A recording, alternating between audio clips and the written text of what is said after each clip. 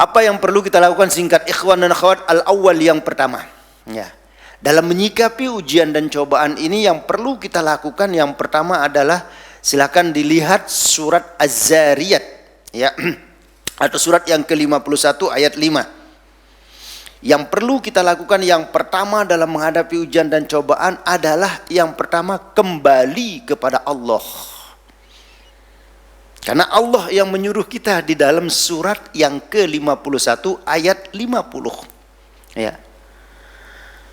Ujian datang menimpa diri kita, ya, keluarga kita. Kalau itu sudah datang misalnya pun kembali kepada Allah, itu langkah pertama. Lihat Allah berfirman di dalam surat Az-Zariyat, "Fafirru ilallah." Kembali kalian kepada Allah. Coba. Kenapa? Sebab manusia itu ikhwan dan akhwat, para ibu dan bapak ya, kita butuh sekali tempat kita bersandar. Kita harus ada tempat kita mengeluh ya, atau mengadu. Kalau sekarang harus kita punya tempat yang kita harus punya tempat atau untuk curhat. Nah, ketika kita punya masalah, kita membutuhkan, ini yang disebut manusia, kita makhluk sosial itu butuh tempat curhat, tempat kita mengadu, tempat kita berkeluh kesah, ingin mendengarkan segala ya keluh kesah kita. Dan salah kita atau misalnya keliru kita ya memilih sesuatu tempat kita menumpahkan kegelisahan kita, misalnya kondisi kita, maka hati-hati penyesalan. Nah, karena itu Allah Subhanahu wa taala memberikan kita informasi di dalam surat yang ke-51 ayat 50 ini, jika hamba-hambaku kalian diberikan ujian dan cobaan oleh Allah Subhanahu wa taala, fafiru, kembali kepada Allah. Ya. Kembalilah kepada Allah Subhanahu wa taala. Ya. Lihat para rasul ya, para sahabat, para tabi'in, para ulama salafus sholihin, enggak pernah mereka gelisah ketika diberikan ujian dan cobaan oleh Allah. Kenapa? Karena dia ada tempatnya bersandar, yaitu fafirru ilallah. Dia segera kembali kepada Allah. Mungkin kita diberikan ujian dan cobaan ikhwan dan akhwat karena banyak mungkin. Ya, banyak mungkin yang kita sudah lupa kepada Allah. Mungkin banyak kezoliman yang kita lakukan, banyak kekhilafan. Ya, taruhlah suatu contoh misalnya, ya, dengan kondisi kita saat ini mungkin banyak saudara-saudara kita sudah lupa dengan rumahnya, yang Rasul sebutkan baiti jannati, rumahku adalah surgaku. Ya, sehingga diberikan teguran oleh Allah, mereka terus di rumah saja. Ya. Lihat keluargamu, ya, ajak mereka tadarusan dalam memurajaah Al-Quran bersama, sholat bersama. Mungkin enggak kita lakukan, diberikan ujian semacam ini, subhanallah, ajak mereka kembali kepada Allah.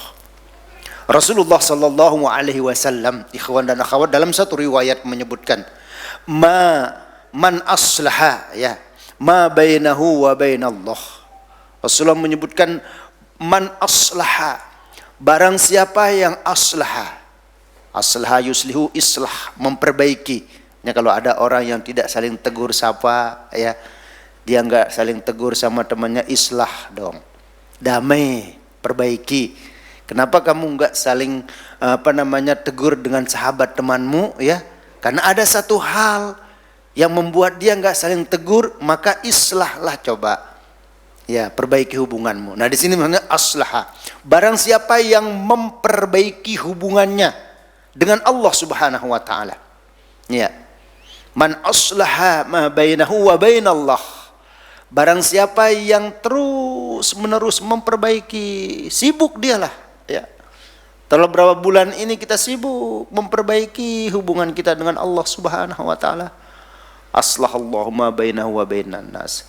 Allah akan memperbaiki hubungan kita dengan sesama.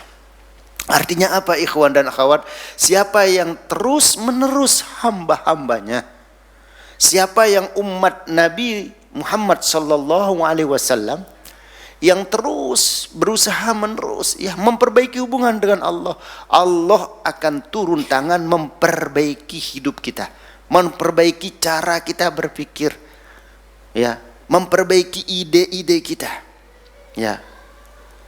Maka ketika Allah perbaiki semua, tutur kata kita akan menjadi tutur kata yang baik, ya. Selalu kita berhusnuzon, ya. Mungkin berarti ikhwan dan akhwat, kalau sampai saat ini ada di antara sahabat-sahabat kita ya yang kehidupan kita mungkin belum baik, oh mungkin ada hubunganmu dengan Allah yang juga kurang baik. Sebab Allah janji macam itu di dalam hadis Rasulullah, kalau manusia itu hubungannya dengan Allah baik, Allah akan perbaiki hubungan. Bahkan di dalam hadis kudusi, jika hamba-hambaku memperbaiki hubungannya dengan Allah dengan cara dia berlari, Allah mendekati kita dengan cara ya berjalan, maka Allah mendekati kita dengan cara berlari. Semakin terus kita mendekati Allah, Allah semakin dekat dengan kita. Nah, bagaimana caranya kita perbaiki hubungan kita ya ikhwan dan akhwat dengan Allah Subhanahu wa taala? Dengan mengontrol, memuhasabah ibadah-ibadah kita, baik yang wajib maupun yang sunnah, baik yang mahdhoh maupun yang gairu mahdhoh. Anggaplah ibadah kita yang wajib kita disuruh sholat 5 waktu, sudahkah baik kita lakukan? Ya.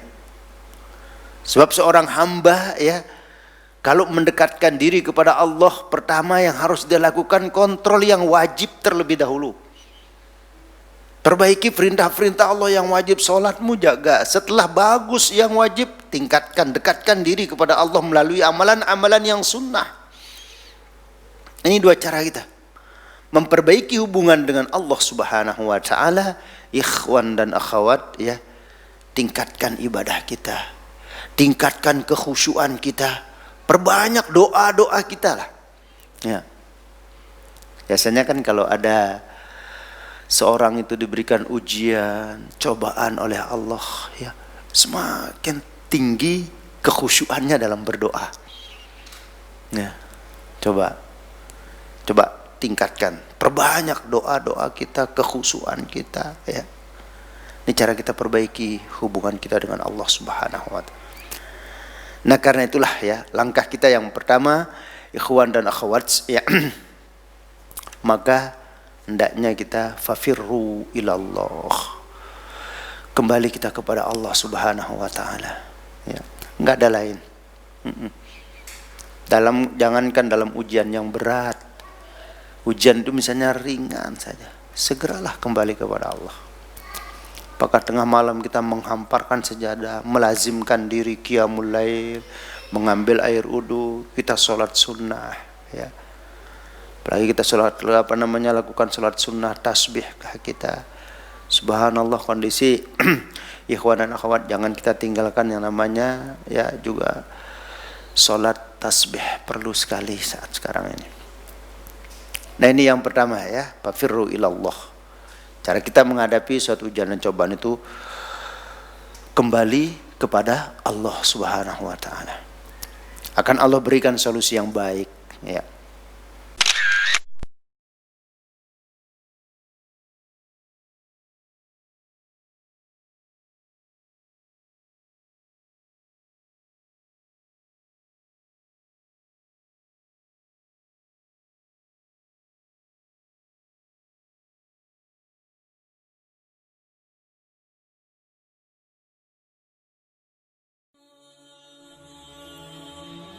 Bantu yuk operasional Rumah Dakwah Al-Hujah dan terselenggaranya kajian serta dakwah Al-Hujah dengan menjadi donatur tetap setiap bulan berinfak Rp30.000. Dengan infaknya setiap bulan Rp30.000, insya Allah akan membantu dakwah Al-Hujah dan jadikan ini amalan yang istiqomah yang dilakukan terus-menerus atau kontinu. Allah mencintai amalan yang istiqomah walaupun sedikit.